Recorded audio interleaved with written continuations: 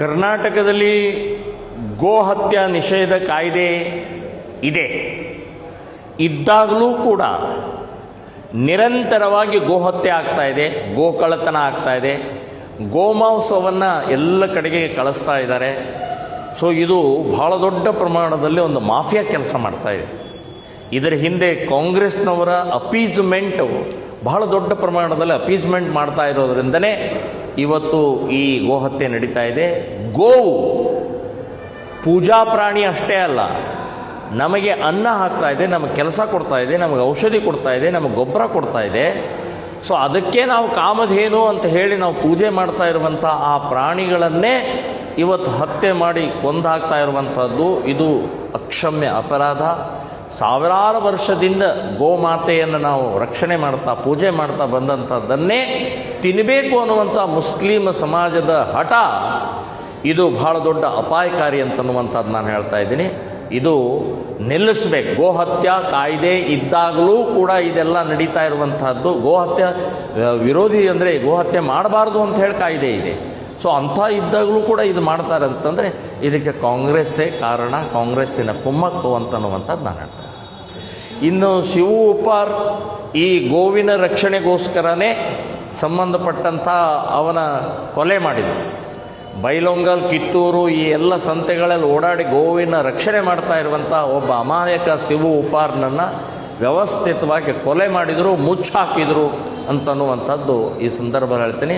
ಅದನ್ನು ರೀಓಪನ್ ಮಾಡಿ ಆ ಶಿವು ಉಪ್ಪಾರನಿಗೆ ನ್ಯಾಯ ಕೊಡಿಸ್ಬೇಕು, ಯಾರು ಕೊಂದಿದ್ದಾರೋ ಅವ್ರಿಗೆ ಶಿಕ್ಷೆ ಆಗಬೇಕು ಅಂತನ್ನುವಂಥದ್ದು ನಾನು ಹೇಳ್ತೀನಿ. ಸರ್, ಇನ್ನೊಬ್ಬ ಸಂತೋಷ್ ನಾಯ್ಕ್ ಅಂತ ಬಿರನ್ವಾಡಿ ಅವನು ಸಸ್ಪಿಷಿಯಸ್ ವೇಸ್ ಹತ್ತಿದ್ದಾನೆ, ಅದು ಏನು ಪ್ರಕರಣ? ಸಂತೋಷ್ ನಾಯ್ಕ್ ಅನ್ನುವಂಥ ಒಬ್ಬ ಸಂತ್ರಸ್ತನ ಕೊಲೆ ಆಗತ್ತೆ. ಚರ್ಚ್ ಅಂದರೆ ಕ್ರಿಶ್ಚಿಯನ್ರು ನಡೆಸ್ತಾ ಇರುವಂಥ ಒಂದು ಮದ್ಯಪಾನ ಯಾರ್ಯಾರು ಮಾಡ್ತಾರೆ ಅವ್ರನ್ನ ಮದ್ಯಪಾನ ಬಿಡಿಸುವಂಥದ್ದು ಒಂದು ಸೆಂಟರ್ ಇದೆ. ಆ ಸೆಂಟರ್ನಲ್ಲಿ ಅವನ ತಾಯಿ ಅವನಿಗೆ ಅಲ್ಲಿ ಸೇರಿಸ್ತಾರೆ. ಆದರೆ ಒಂದು ಶೌಚಾಲಯದಲ್ಲಿ ಅವನು ಹ್ಯಾಂಗ್ ಮಾಡ್ಕೊಂಡೆ. ಶೌಚಾಲಯದಲ್ಲಿ ಕಿಟಕಿಯಲ್ಲಿ ಹ್ಯಾಂಗ್ ಮಾಡ್ಕೊಳ್ಳೋಕೆ ಸಾಧ್ಯನೇ ಇಲ್ಲ. ನಾನು ಹೋಗಿ ಬಂದಿದ್ದೀನಿ, ಆ ಸ್ಪಾಟಿಗೆ ಹೋಗಿ ಬಂದಿದ್ದೀನಿ. ಅಲ್ಲೆಲ್ಲ ನೋಡಿದಾಗ ಭಾಳ ಸ್ಪಷ್ಟವಾಗಿ ಗೊತ್ತಾಗತ್ತೆ ಅವನನ್ನು ಕೊಲೆ ಮಾಡಿದ್ದಾರೆ ಅಂತನ್ನುವಂಥದ್ದು ಗೊತ್ತಾಗತ್ತೆ. ಸೊ ಈಗ ಅದನ್ನು ಕೇಸ್ ನಡೀತಾ ಇದೆ. ಅದನ್ನು ಸರಿಯಾದ ತನಿಖೆ ಮಾಡಿ ಅವನಿಗೆ ಶಿಕ್ಷೆ ಆಗಬೇಕು. ಯಾರು ಕೊಲೆ ಮಾಡಿದಾರೋ ಅವ್ರು ಶಿಕ್ಷೆ ಆಗಬೇಕು ಅಂತನ್ನುವಂಥದ್ದು ಹೇಳ್ತಾರೆ. ಬೆಳಗಾವಿಯಲ್ಲಿ ಲವ್ ಜಿಹಾದ್ ಎಲ್ಲ ಕಡೆ ಆಗ್ತಾ ಇದೆ ಅಂತ ಈಗ ನ್ಯೂಸ್ ಬರ್ತಾ ಇದೆ, ಅದ್ರ ಬಗ್ಗೆ what is your point of view? ನೋಡಿ, ಲವ್ ಜಿಹಾದ್ ಇದು ಭಾಳ ವರ್ಷದಿಂದ ನಿರಂತರವಾಗಿ ನಡೀತಾ ಇರುವಂಥ ಪ್ರಕ್ರಿಯೆ. ಮುಸ್ಲಿಮ್ ತಮ್ಮ ಜನಸಂಖ್ಯೆಯನ್ನು ಜಾಸ್ತಿ ಮಾಡ್ಕೊಳ್ಳೋಕ್ಕೆ ಬೇರೆ ಬೇರೆ ಬೇರೆ ಬೇರೆ ತಂತ್ರಗಳಲ್ಲಿ ಲವ್ ಜಿಹಾದ್ ಕೂಡ ಒಂದು. ಸೊ ಲವ್ ಜಿಹಾದ್ ಇಡೀ ಕರ್ನಾಟಕ ಅಲ್ಲ, ಇಡೀ ದೇಶದಲ್ಲಿ ಇಡೀ ಜಗತ್ತಿನಲ್ಲಿ ನಡೀತಾ ಇದೆ.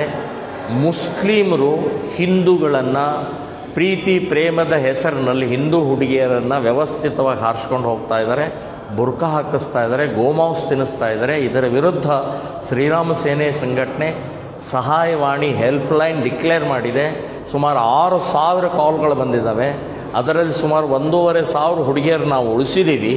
ಸೊ ನಿರಂತರ ಹೋರಾಟ, ನಿರಂತರ ಜಾಗೃತಿ, ಪಾಲಕರು ಪೋಷಕರು ಇದನ್ನು ಎಚ್ಚರಿಕೆಯಿಂದ ಇರಬೇಕು ತಮ್ಮ ಮಕ್ಕಳ ಬಗ್ಗೆ ಅಂತನ್ನುವಂಥದ್ದು ಈ ಸಂದರ್ಭದಲ್ಲಿ ಹೇಳ್ತಾರೆ.